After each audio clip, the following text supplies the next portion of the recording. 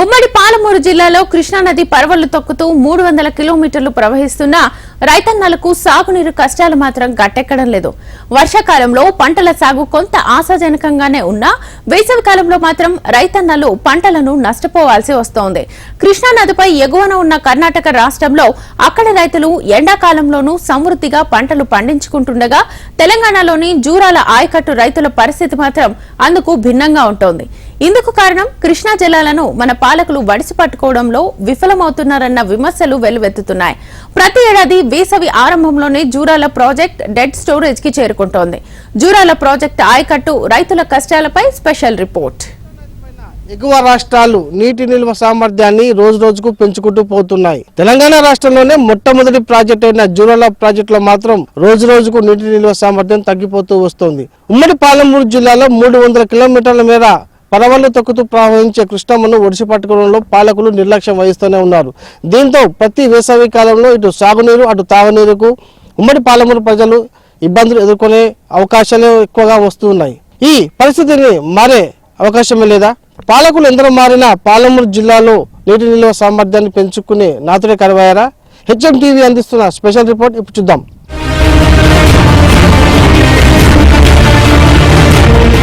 జూరాల ఆయకట్టు రైతులకు 10 రోజుల నుంచి నీటి విడుదలను అధికారులు నిలిపివేశారు. దీంతో జూరాల ప్రాజెక్టు చివర ఆయకట్టు రైతులు తీవ్ర నష్టాలను చవిచూడాల్సిన పరిస్థితి ఏర్పడింది. ప్రస్తుతం జూరాల ప్రాజెక్టులో కేవలం 3 టీఎంసీలు మాత్రమే నిల్వ ఉండడంతో సాగునీటికి నీటి విడుదల నిలిపివేశారు. తాగునీటి కోసం మాత్రమే వాడుకునేందుకు అధికారులు చర్యలు చేపట్టారు. జూరాల పూర్తిస్థాయి నీటి మట్టం 9.657 టీఎంసీలు కాగా ప్రస్తుతం నిల్వ 3.22 టీఎంసీలుగా ఉంది.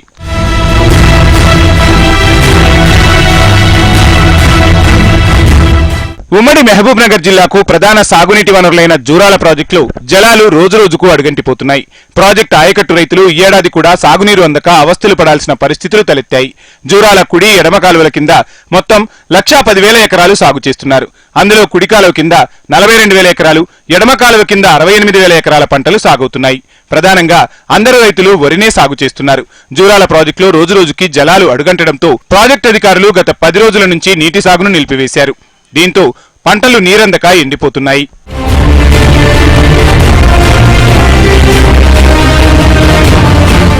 జూరాల ప్రాజెక్టు బ్యాక్ వాటర్ నుంచి మక్తల్, నారాయణపేట, గద్వాల్, ఆలంపూర్ నియోజకవర్గాలలోని పలు గ్రామాలకు అలాగే రామలపాడు ద్వారా మహబూబ్ నగర్, కొత్తకోట ప్రాంతాలకు తాగునీటిని అందిస్తున్నారు అధికారులు.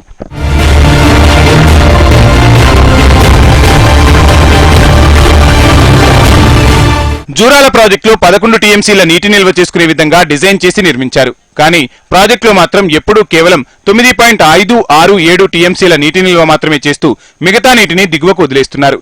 ప్రాజెక్టులో పేరుకుపోయిన సిల్ట్ కారణంగా టీఎంసీల్లో మార్పు చోటు చేసుకుంది. మరో 2 టీఎంసీల నీరు వృధా అవుతుంది. పాలకుల నిర్లక్ష్యం జూరాల ప్రాజెక్టు ఆయకట్టు రైతులకు శాపంగా మారింది. ప్రాజెక్టులో 11 టీఎంసీల నీటి నిల్వ చేసుకునే అవకాశం ఉంటే కేవలం 9 టీఎంసీల నిల్వతోనే అధికారులు సరిపెట్టుకోవాల్సిన పరిస్థితి నెలకొంది. ఇందుకు ప్రధాన కారణం ప్రాజెక్టులో పేరుకుపోయిన షీల్ట్ అని చెప్పక తప్పదు.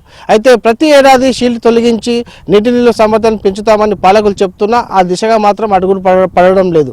అసలు ఈ షీల్ట్ ఎందుకు తీయడం లేదు? పాలకులు నీటి నిల్వ సామర్థ్యంపై ఎందుకు దృష్టి పెట్టడం లేదు? ప్రస్తుతం జూరాల ప్రాజెక్టులో 3.22 టీఎంసీల నీరు నిల్వ ఉందని అధికారులు చెబుతున్నా అందులో 1 టీఎంసీ వరకు పూడిక పేరుకుపోయి ఉంది. దీంతో 3.222 టీఎంసీలకు బదులు కేవలం 2 టీఎంసీల నీరు మాత్రమే ఉందని స్పష్టమవుతోంది. గత ఏడాది ఈ సమయానికి ప్రాజెక్టులో 3.800 టీఎంసీల నీరు నిల్వ ఉండేది. అంటే గతేడాది కూడా రైతులు ఇదే ఇబ్బందులు ఎదుర్కొన్నారు.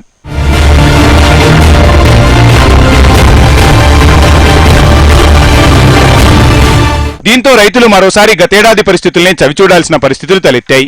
కాగా పేరుకుపోయిన సిల్టు తొలగిస్తే మరో 1-2 టీఎంసీలు అంటే అధికారులు చెబుతున్నట్టు 9.567 టీఎంసీలైనా పూర్తి స్థాయిలో నిల్వ చేసుకునే అవకాశాలున్నాయి. ఇక పాలకులు దృష్టి సారిస్తే జూరాలకు కేటాయించిన 11 టీఎంసీల నీటిని కూడా నిల్వ చేసుకునే అవకాశాలుంటాయి.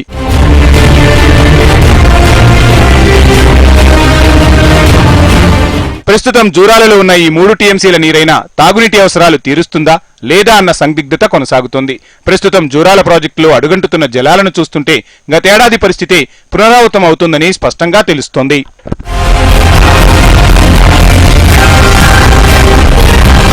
కర్ణాటక రాష్ట్ర పరిధిలోని కృష్ణానది పరివాహక ప్రాంత రైతులు వేసవి కాలంలోనూ పంటలను ఇబ్బందులు లేకుండా పండించుకుంటున్నారు. కానీ తెలంగాణ రాష్ట్ర కృష్ణానది పరివాహక ప్రాంత రైతులు మాత్రం ప్రతి వేసవి కాలం తీవ్ర ఇబ్బందులు ఎదుర్కోవాల్సిన పరిస్థితులు నెలకొన్నాయి. ఇందుకు ప్రధాన కారణం కృష్ణా జలాలను పాలకులు ఒడిసి పట్టుకోవడంలో నిర్లక్ష్యం వహిస్తున్నారన్న విమర్శలు వెల్లువెత్తుతున్నాయి. అయితే పాలమూరు రంగారెడ్డి ఎత్తిపోతల పథకంతో పాటు ముఖ్యమంత్రి రేవంత్ రెడ్డి ఇటీవలనే శంకుస్థాపన చేసిన కోడంగల్ నారాయణపేట ఎత్తిపోతల పథకం పనులను కూడా వేగవంతం చేసి కృష్ణా జలాలను పాలమూరు రైతన్నలకు చేరువ చేయాల్సిన అవసరం ఎంతైనా ఉంది.